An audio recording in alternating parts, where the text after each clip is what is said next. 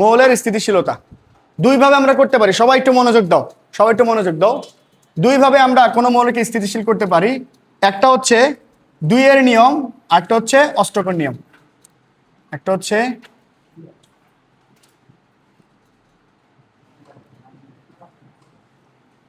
দুই এর নিয়ম,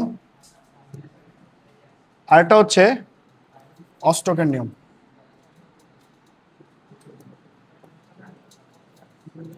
এই এখনো কথা বলতেছেন?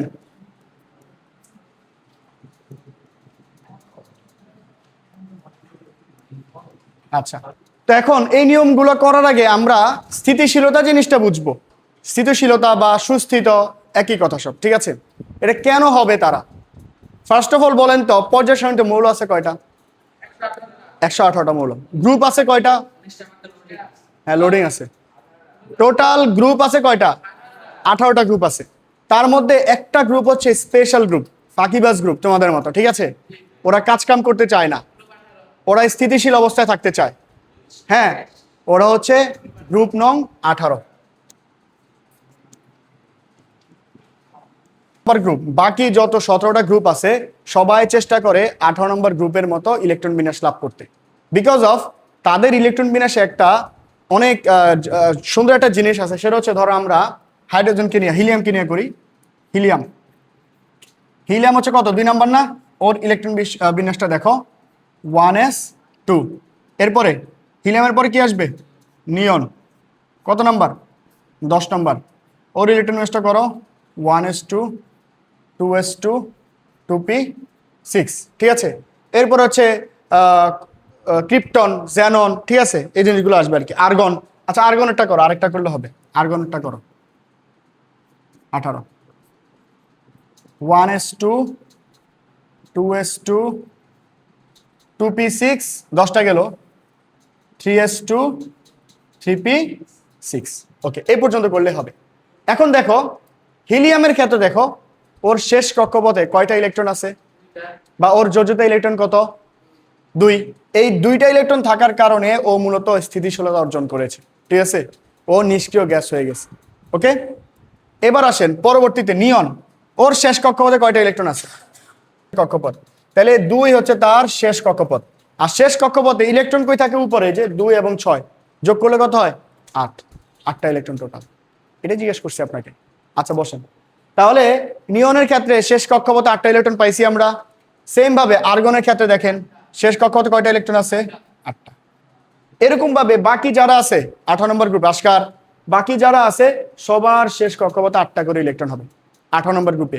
শুধুমাত্র হিলিয়ামের 2টা হবে। এই জন্য হিলিয়ামের জন্য 2 এর নিয়ম, আর বাকি যে যারা আছে তাদের জন্য কিসের নিয়ম? অষ্টকের নিয়ম। যেহেতু ওদের শেষ কক্ষপথে কয়টা ইলেকট্রন থাকে? 8টা ইলেকট্রন থাকে। এখন তাহলে তুমি বুঝে গেছো, বা ওরা বুঝে গেছে, বাকি যে মৌলগুলো আছে 17টা গ্রুপ বাকি যারা আছে তারা বুঝে গেছে যে এরা কি কারণে স্থিতিশীলতা অর্জন করছে। কি কারণে? হিলিয়াম কি কারণে করছিল?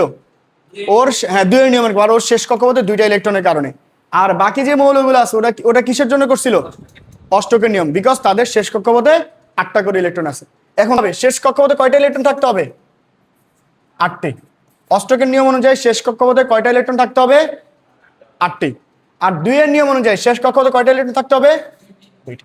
ঠিক আছে, নাম থেকে তো বোঝা যায় 2 এর নিয়ম 2, অষ্টকের নিয়ম 8। ঠিক আছে, তাহলে এখন আসেন আমরা এদেরকে মুছে দেই, এদের আমাদের দরকার নাই।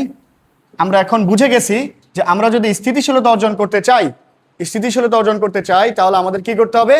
হয় 2 এর নিয়ম ফলো করতে হবে, না হয় অষ্টকের নিয়ম পালন করতে হবে। ঠিক আছে, সো আসেন এট ফার্স্ট আমি সোডিয়াম নিয়ে কাজ করি। সোডিয়ামের ইলেকট্রন বিন্যাস করলে ওর শেষ কক্ষপথে কয়টা ইলেকট্রন দেখা যায়? একটা। আচ্ছা, আমরা ইলেকট্রন বিন্যাসটা করি, দেখেন সবাই একটু মনোযোগ দেন। সোডিয়াম 11 নম্বর, একটু মনোযোগ দেন। আচ্ছা, 1s2, 2s2, 2p6, 3s1।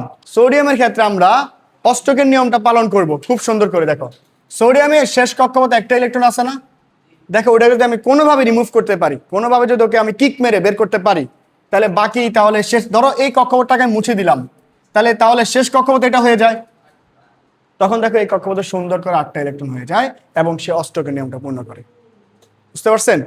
তো যেহেতু আপনি সোডিয়ামের শেষ কক্ষপথ থেকে একটা ইলেকট্রনকে বের করে দিছেন, সেই জন্য সোডিয়াম তখন তার মাথার উপরে প্লাস চিহ্ন দিয়ে দিবে। একটা ইলেকট্রন বের করলে ইলেকট্রন ছেড়ে দেওয়া হচ্ছে প্লাস, ইলেকট্রন গ্রহণ করা হচ্ছে মাইনাস।